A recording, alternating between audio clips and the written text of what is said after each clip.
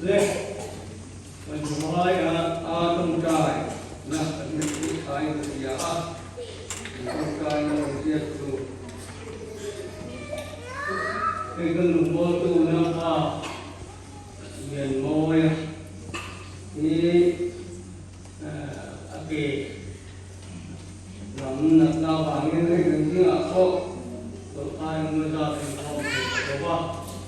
cái lục vô tu nó vào miền môi ta là trong trại tập khai người thì cái cũng không nó qua sai là cái gì con ta phải biết ô là ta tôi làm bộ anh ấy cần làm nát nát anh ấy cứ làm bộ đi cái gì ta là cái đó anh ấy cái đó nó anh sẽ làm phan hay cái đó mà cái sản phẩm ta tôi lấy mình phải nghĩ cái này mình biết này tuan mình làm na cái này không in cái gì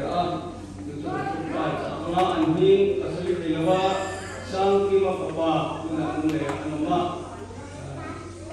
anh sẽ làm nhà thì chúng tôi sẽ mà hiện làm xong nu ni bộ là tôi làm mà anh sẽ làm tôi có phải nhà tôi phải sáng vậy là chúng ta sẽ đi poin kan thu cái hiểm này kan thu anh là mà kiên thu anh ya kiên này anh nói là anh poin kiên trong nguồn đó chung cái con này chúng ta là kiên thì nó mà kiên thì anh mà mình nghe nó anh đã nói quần đấy chúng ta là sẽ có trong cái khai cái ya kiên hay là bảo tôi sẽ chung qua ô anh làm cái đó anh mà giờ thì tôi tên nhà bangin dân của dân của Việt Nam in nét chiêm nét tập nét cái đó là mình tập nét thì sẽ làm nét của anh mà ở trong trại sẽ mà mình riêng có hay cần bắt đầu xây dựng của nhà bangin dân cái đó của mình mua ăn chúng ta sẽ phải làm trong trại sẽ mà tiếng anh cổ đồng còn cái cổ đồng thì thế tiếng sang thì lệ giờ lúc lệ sông quá sang thì lệ giờ lúc lệ sông quá đi á rồi mình sống ở thì tiếng sang thum lệ